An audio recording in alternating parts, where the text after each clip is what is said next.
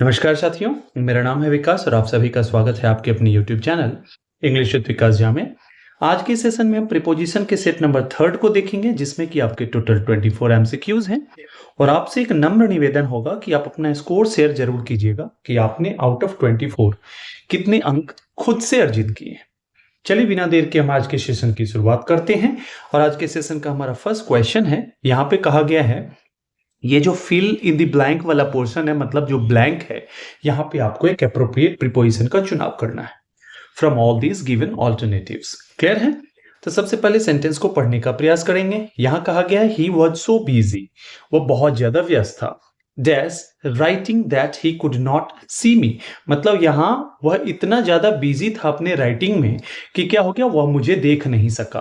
अब 2-3 पॉइंट्स को आपको समझना है। पहली बात है यहाँ पे कि ये हमारा वर्ब का चौथा रूप है, अर्थात हम जानते हैं कि प्रीपोजिशन के ऑब्जेक्ट के रूप में जब कोई वर्ब कार्य करता है तो हमारा जेरेंड फॉर्म का होता है, अर्थात वो वर्ब का चौथा रूप होता है। क्लियर है? अब यहाँ पे हम किसका चुनाव करेंगे, फॉर, बाय, विथ या इन। यहां पर हम बात कर रहे हैं किसी एक्टिविटी में लीन होने की, अर्थात यहां पे जो बेस्ट आंसर आपका है वो होगा ऑप्शन नंबर डी। क्लियर है? साथ ही साथ आपको देखना है, ये हमारा रिमूवल ऑफ टू का भी एक एग्जाम्पल है और इसमें आपको खासा ध्यान रखना होता है। जब यहाँ पे देखेंगे कि वॉच है तो हमने देखा यहाँ पे कुड का प्रयोग किया गया है, मतलब ये जो हमारा सीक्वेंस ऑफ टेंस है ना, इसको मेंटेन करना बहुत आवश्यक हो जाता है। ये आपके एरर डिटेक्शन वाले क्वेश्चंस में ऐसे पूछे जा सकते हैं। क्लियर है? चलिए नेक्स्ट की ओर बढ़ते हैं। नेक्स्ट हमारा है, आई वेक अप डैश 5 AM। जो हमारा घड़ी होता है ना, इसके किसी भी टाइम की आप बात कर रहे हो ना, कोई भी टाइमिंग हो, उसके साथ हम फिक्स प्रीपोजिशन एट का प्रयोग करते हैं, क्योंकि एट अपने आप में किसी भी चीज को क्या बनाता है, स्पेसिफिक बनाता है। क्लियर है? जिस कारण से हम ऑप्शन नंबर ए का चुनाव करेंगे। चलिए नेक्स्ट है, आई ट्रस्ट हिम कंप्लीटली, मैं उस पर पूर्ण रूप से विश्वास करता हूं। ठीक है ना, यहां पे ट्रस्ट की बात की जा रही है। ठीक है ना, His conduct is dash suspicion। अब देखेंगे इन दोनों के बीच क्या रिलेशन है। इन दोनों सेंटेंसेस के बीच रिलेशन ये है कि आप जब किसी पर बहुत ज्यादा ट्रस्ट करते हैं तो उस पर संदेह की कोई बात ही नहीं होगी। ये आप समझ गए होंगे। जब हम बात करते हैं कि किसी भी व्यक्ति के ऊपर या किसी भी चीज को लेकर के आप थोड़ा सा भी सस्पिशियस नहीं है, तो वहां पे हम क्या करते हैं, अबव सस्पिशन का प्रयोग करेंगे, मतलब कोई भी चीज जो संदेह के परे हो, वहां पे हम ऑप्शन नंबर बी अबव का प्रयोग करेंगे। क्लियर है?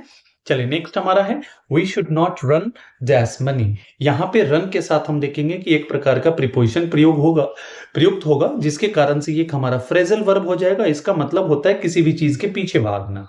कहता है हमें किस चीज के पीछे नहीं भागना चाहिए, तो मनी के पीछे। ठीक है ना, अर्थात यहाँ पे आफ्टर आ जाएगा। रन आफ्टर का मतलब होता है किसी भी चीज के पीछे भागना, किसी चीज का पीछा करना। ठीक है ना, एस्पायर करना, उस सेंस में हम रन आफ्टर का प्रयोग करते हैं, अर्थात यहाँ पे ऑप्शन नंबर सी आपका करेक्ट आंसर हो जाएगा। नेक्स्ट है, mister Sinha took dash the charge yesterday. अब यहां देखना है आपको कि किस प्रकार के प्रीपोजिशन का प्रयोग किया जाएगा।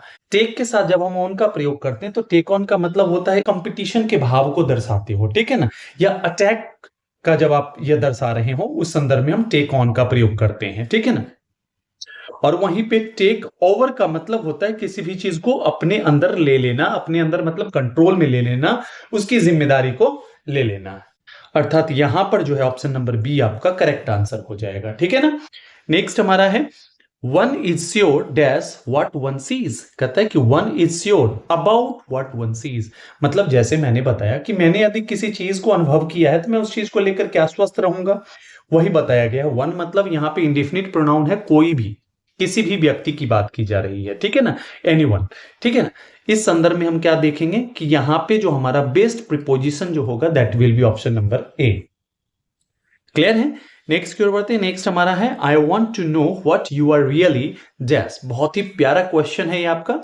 आई वॉन्ट टू नो, मैं जानना चाहता हूं। ठीक है ना, व्हाट यू आर रियली, कि आप वास्तव में क्या कर रहे हो, मतलब यहां पे ऑन टू का प्रयोग होगा, अप टू का होगा, इन टू का होगा या अप अबाउट का होगा। तो आप कहेंगे सर ये तो जाना पहचाना सा लग रहा है, और यही आपका करेक्ट आंसर भी होगा। अप टू का मतलब है कि आप किसी भी चीज को इनिशिएट करने वाले हैं, कोई भी चीज जो आपने प्लान कर रखा है कि इसको कैसे करना है, कब करना है, उस चीज की बात की जा रही है। मतलब someone wants to know your fascination और प्लानिंग्स, अर्थात ये आपका करेक्ट आंसर हो जाएगा। क्लियर है? नेक्स्ट हमारा है, कहता है he is looking dash his old parents. अब देखेंगे यहाँ पे लुक जो है ना, ये अपने साथ मल्टीपल प्रीपोजिशंस लेते हैं। जैसे हम बात करते हैं लुक के साथ जब हम आफ्टर का प्रयोग करते हैं तो लुक आफ्टर का मतलब होता है देखभाल करना। जैसे कि यहाँ पे बात की जा रही है ओल्ड पेरेंट्स की, तो यहाँ पे आप कहेंगे सर ये बेहतर ऑप्शन दिख रहा है, ऑब्वियसली आपका सही आंसर भी है। लेकिन जब हम बात करेंगे लुक के साथ हम फॉर का, लुक के साथ जब हम फॉर का प्रयोग करते हैं तो लुक फॉर का मतलब होता है you are in search of something, ठीक है ना, या समवन, इस सेंस में। जब इसके साथ हम एट का प्रयोग करते हैं तो वहां पे आप क्या है, अटेंटिवली किसी चीज को देख रहे हैं, ठीक है ना। तो इसके मीनिंग देखेंगे आप कि बहुत बदलाव देखने को मिलता है, ठीक है ना। नेक्स्ट हमारा है ही इज रिस्पॉन्सिबल डैश मी। अब यहां पे देखना है आपको, रिस्पॉन्सिबल जो है अपने साथ दो प्रकार के प्रीपोजिशन लेता है, एक टू लेता है और एक फॉर लेता है। जब आपको यह दर्शाना हो कि आप या कोई व्यक्ति किसी व्यक्ति के प्रति जवाबदेह है तो वहां पे हम क्या करते हैं, टू का प्रयोग करते हैं, ठीक है ना, रिस्पॉन्सिबल टू ए पर्सन। अब आप देखेंगे इस क्वेश्चन में मी जो है हमारा एक क्या है, पर्सनल प्रोनाउन है जो कि ऑब्जेक्टिव केस का है। ये किस चीज को दिखाता है, ये किस चीज को दर्शाता है, ये किसी व्यक्ति को दर्शाता है, अर्थात आप चुनाव करेंगे ऑप्शन नंबर बी का। लेकिन यहीं पे ऐसा होता है he is responsible for this, मतलब जब आप दिखाते किसी भी चीज के प्रति व्यक्ति के बजाय वस्तु के प्रति आप जवाबदेही की बात करते तो वहां पे फॉर का प्रयोग होता है। क्लियर है ना। चलिए नेक्स्ट की ओर बढ़ते हैं। नेक्स्ट हमारा है she has no control dash her temper. अब यहाँ पे बात की जा रही है कि उसका अपने गुस्से पर या अपने टेम्पर पे कोई कंट्रोल नहीं है, और कंट्रोल दिखाते हैं आप किसी भी चीज के ऊपर, ठीक है ना, मतलब पूरे के ऊपर, अर्थात यहाँ पे ये अपने साथ क्या लेगा, ओवर लेगा, जो कि आपके ऑप्शन नंबर सी में मौजूद है। क्लियर है। नेक्स्ट की ओर बढ़ते हैं। नेक्स्ट हमारा है Rohan has an aversion dash smoking. अब यहां पे देखेंगे कि एवर्जन का मतलब क्या होता है, ये हम बोलते हैं ग्रेट डिसलाइक। हम डिसलाइक के सेंस में हम एवर्जन का प्रयोग करते हैं, और एवर्जन अपने साथ फिक्स प्रीपोजिशन लेता है टू, अर्थात ऑप्शन नंबर बी आपका करेक्ट आंसर हो जाएगा। इसी सेंटेंस को आप दूसरे रूप में भी लिख सकते हैं, Rohan does not like smoking, इस तरह के सेंटेंस का प्रयोग कर सकते हैं। चलिए नेक्स्ट हमारा है they take pride dash their work. अब आपसे कहा जा रहा है कि यहाँ पे किस तरह के प्रीपोजिशन का प्रयोग होगा। सबसे पहले हम देखेंगे कि एक वर्ड हमारा है प्राइड और एक वर्ड हमारा है प्राउड। इन दोनों में अंतर क्या है, ये हमारा क्या है, नाउन है और ये हमारा एडजेक्टिव है। प्राइड का प्रयोग करते हैं जब आप यह दर्शाते हैं कि कोई भी चीज आपके लिए कितना गौरवमयी है उस संदर्भ में, और ये अपने साथ प्रीपोजिशन इन लेता है। लेकिन प्राउड के साथ हम देखते हैं कि क्या लगता है, ऑफ लगता है, अर्थात यहां पे आपका ऑप्शन नंबर बी जो है करेक्ट आंसर हो जाएगा। क्लियर है। चलिए नेक्स्ट हमारा है, नेक्स्ट कहा गया है ही इज जीलस डैश मी। अब देखेंगे यहाँ पे एक फिक्स प्रीपोजिशन आता है जीलस के साथ। जीलस का मतलब होता है कि मतलब कोई भी व्यक्ति जो है आपके प्रति ग्रज रखता है, ईर्ष्या रखता है, ईर्ष्या का भाव रखता है, ठीक है ना, द्वेष की भावना रखता है। उस संदर्भ में हम क्या करते हैं, इसके साथ फिक्स प्रीपोजिशन ऑफ का प्रयोग करते हैं। क्लियर है। साथ ही साथ आपसे एक क्वेश्चन है कि इस जीलस का मतलब क्या होता है, ये आपको कमेंट में बताना है। ये देखेंगे यहाँ पे जेड है, यहाँ पे जे है, और इन दोनों के बीच बहुत सा अंतर है, आपको इसके मीनिंग को कमेंट में बताना है। क्लियर है। नेक्स्ट हमारा है he is good dash dancing. अब देखेंगे यहाँ पे क्या होगा, गुड अपने साथ एट का प्रयोग लेता है। कब, जब आपको यह दिखाना हो कि कोई भी व्यक्ति किसी भी पर्टिकुलर फील्ड में स्किल्ड है, मतलब उस क्षेत्र में बहुत ही महारत हासिल रखता है, उस संदर्भ में हम क्या करते हैं, गुड के साथ हम एट का प्रयोग करते हैं। ये चीज ध्यान देना है। नेक्स्ट हमारा है this road is prone dash accident. अब यहाँ पे देखेंगे हम, यहाँ क्या होगा, प्रोन जो है ये क्या लेता है, फिक्स प्रीपोजिशन टू लेता है। प्रोन टू का मतलब होता है वल्नरेबल टू। वल्नरेबल का मतलब होता है कोई भी चीज जो आसानी से हो जाने वाला हो, मतलब इस रोड में ये क्या है कि एक्सीडेंट होते ही रहता है। मतलब कहने की बात यहाँ है कि भाई ये जो है ना एक्सीडेंट प्रोन रोड है। चलिए नेक्स्ट हमारा है, he is not accustomed dash such rude behaviour. कहता है कि वह जो है ना एकस्टम्ड नहीं है। एकस्टम्ड का मतलब होता है हैबिचुअल होना, हैबिचुएटेड होना, एकस्टम्ड होना, ठीक है ना। और जब देखेंगे कि इसके पहले आप देखेंगे यहाँ पे वर्ब बी है आपका, ये एडजेक्टिव के रूप में कार्य करता है और अपने साथ फिक्स प्रीपोजिशन टू लेता है। क्लियर है। इस आधार पे ऑप्शन नंबर डी आपका करेक्ट आंसर हो जाएगा। साथ ही साथ यहां तो नाउन आएगा, नाउन तो दिख रहा है, बिहेवियर की बात की जा रही है। अगर ये ना हो तो हम देखेंगे कि वर्ब के चौथे रूप अर्थात जिरंड का प्रयोग करेंगे इसके साथ, ठीक है ना। ये भी आपको ध्यान में रखना है। चलिए नेक्स्ट हमारा है the officer is vested dash authority to act independently. अब आपसे पूछा गया है कि यहां पे किस तरह के प्रीपोजिशन का प्रयोग किया जाएगा। इससे पहले आपको यह जानना होगा कि वेस्टेड का मतलब क्या है। वेस्टेड का मतलब होता है निहित, कोई भी चीज जो उसमें मौजूद है, और ये अपने साथ दो तरह के प्रीपोजिशन को लेता है। एक तो देखेंगे कि इसके साथ हम इनका भी प्रयोग करते हैं और विद का भी प्रयोग करते हैं।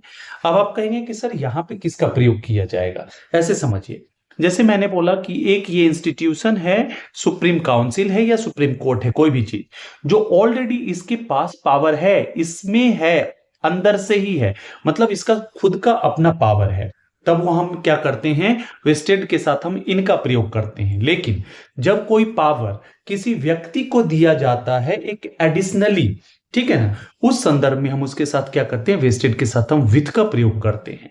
अब यहां पे बात की जा रही है ऑफिसर की, और ऑफिसर को अथॉरिटी दिया गया है किस चीज के लिए, कि वो इंडिपेंडेंटली कार्य को कर सके। तो आप स्वतः यहां पे समझ गए होंगे कि यहां पे विथ का प्रयोग होगा। क्लियर है? मतलब यहां आप कह सकते हैं कि व्हाट समवन इज गिवन, मतलब बाहर से आप उसको क्या दे रहे हैं, ठीक है ना, यहां पे ऑथोरिटी बाहर से देने की बात की जा रही है, ठीक है ना, अर्थात ऑप्शन नंबर डी आपका करेक्ट आंसर हो जाएगा। नेक्स्ट है she has a flair dash languages. अब यहां पे देखेंगे कि फ्लेयर का मतलब क्या है। फ्लेयर का मतलब होता है इंटरेस्ट। फ्लेयर का मतलब होता है इंटरेस्ट, मतलब उसके पास बहुत ज्यादा इंटरेस्ट है डिफरेंट टाइप्स ऑफ लैंग्वेजेस को लर्न करने की। और हम जानते हैं कि फ्लेयर अपने साथ फॉर लेता है, ठीक है ना, और वहीं इंटरेस्ट के साथ हम इनका प्रयोग करते हैं। ये सब आपको ध्यान देना है, ठीक है ना, ये नहीं कि इंटरेस्ट के जैसा इसका मीनिंग है तो हम यहाँ पे क्या कर दें, इनका प्रयोग कर दें। क्लियर है ना? सर्टेन नाउन्स, एडजेक्टिव्स या हमारे जो वर्ब्स होते हैं ना, उनके चॉइस अलग होते हैं। क्लियर है? और आपसे क्वेश्चन है कि इस फ्लेयर का मतलब क्या होता है, FLARE, ये आपको कमेंट में बताना है। क्लियर है? अर्थात क्या हो जाएगा, यहां पे ऑप्शन नंबर ए आपका करेक्ट आंसर हो जाएगा। नेक्स्ट हमारा है he is oblivious dash the danger around him. अब यहां पे वर्ड है ऑब्लिवियस, बहुत ही प्यारा वर्ड है। ऑब्लिवियस का मतलब होता है बेखबर होना, means you do not have any idea what is going to happen with you और समवन, ठीक है ना, मतलब जो सिचुएशनल जो आयरनी है वहां पे ये है कि आपको पता बेखबर हो। क्लियर है ना? और ये हम जानते हैं कि ऑब्लिवियस अपने साथ किस तरह के प्रीपोजिशन को लेता है, तो oblivious to means indifferent to, इस सेंस में इसका हम प्रयोग करते हैं। नेक्स्ट हमारा है the report is deficient dash essential details. Deficient का मतलब होता है किसी भी चीज की कमी होना, और ये हमारा क्या है, एडजेक्टिव के रूप में कार्य कर रहा है, ठीक है ना। और डेफिशिएंसी जो होता है हमारा, वो होता है नाउन, ठीक है ना। और डेफिशिएंट इन का प्रयोग करते हैं, डेफिशिएंट के साथ हम क्या करते हैं, इन प्रीपोजिशन का प्रयोग करते हैं, अर्थात ऑप्शन नंबर डी आपका करेक्ट आंसर हो जाएगा। जब आप किसी भी चीज की तैयारी कर रहे हैं, चाहे आपको कोई भी एग्जामिनेशन हो, टीचिंग एग्जाम हो, SSC हो, या कोई भी एग्जाम हो जहां पे आपके इंग्लिश से जुड़े हुए प्रश्न पूछे जाते हैं, वहां पे आपको बेसिक चीजों को समझना बहुत आवश्यक है। जैसे ये हमारा सेंटेंस है, इसमें आपसे पूछ लिया जाएगा कि इसका पार्ट ऑफ स्पीच क्या है। ये सारी जानकारियां आपके पास होनी चाहिए ताकि आप सेंटेंस के पैटर्न को समझ पाएं और आप आसानी से उसको आंसर कर पाएं। क्लियर है?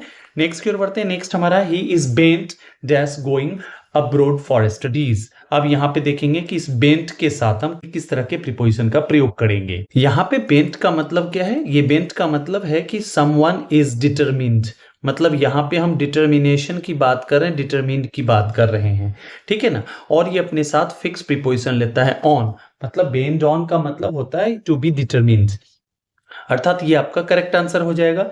चलिए नेक्स्ट हमारा है he is immune dash criticism.